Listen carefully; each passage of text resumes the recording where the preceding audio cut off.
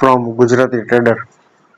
આપણે વાત કરીએ મંગળવાર 19 તારીખ નિફ્ટી, બેંક નિફ્ટી ને Sensex advance trading parameter levels ready.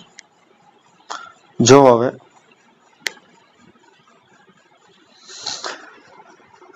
નિફ્ટીને 120 point ઉપર જવાનું છે 23,585 સુધી અને માર્કેટની નીચે સુધી આવવાનું છે 23,350 સુધી રેડી। એટલે ક્લોઝિંગ થઈ છે 23,454 અહીંયા।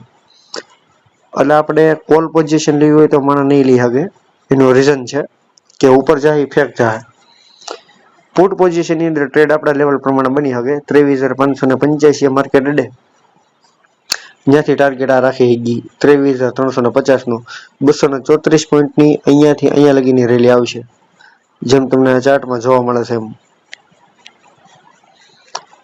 પુટ પોઝિશન અહીંથી એક્ટિવ કરવાની છે 23,585 થી। આ સ્ટોપ લોસ આવશે 23,605 સ્ટોપ લોસ એટલો આવશે ખાલી। અહીંથી એન્ટ્રી લેવાની છે, માર્કેટ ધીમે ધીમે કરી અહીંયા જાય ટ્રેપ કરવા, ત્યાંથી પડી જાય અહીંયા લગી 23,350 સુધી રેડી। નિફ્ટી હવે આપણે બેંક નિફ્ટી તરફ જઈએ। બેંક નિફ્ટીની અપડાઉનની રેન્જ જ છે। બેંક નિફ્ટીને ઉપર જવાનું છે 50,802 લગી। બીજો ટાર્ગેટ છે ઉપરનો 51,098 નો, એ બે રિવર્સલ ઝોન છે નીચેની સાઈડ, અને રેગ્યુલર ટાર્ગેટ છે એનો આ 49,907। બેંક નિફ્ટીનો રેગ્યુલર ટાર્ગેટ આ છે, એટલે ગમે એટલી ઉપર જાય ને છેલ્લે એને અહીંયા 49,907 તો આવવાનું જ છે રેડી નીચે। એટલે સેલ ઓન ડીપ છે, જેટલી ઉપર જાય ને ત્યાંથી નીચે, જેટલી ઉપર જાય ત્યાંથી નીચે, એટલે સેફ્ટીમાં ટ્રેડ લેવી। પેલી પુટ પોઝિશન અહીંથી બનશે આપણી 50,802 થી, બીજી 51,098 થી બનશે, એનો ટાર્ગેટ છે આ રેડી। હવે આપણે સેન્સેક્સ ને જોઈએ। સેન્સેક્સ ની સેમ કન્ડિશન જ છે રેડી।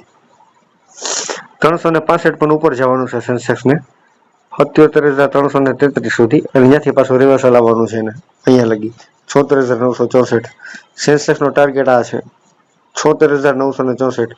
ઉપર જાય ફેક મુવમેન્ટમાં જાય, ગમે ત્યારે ઉપરથી નીચે આવી શકે રેડી।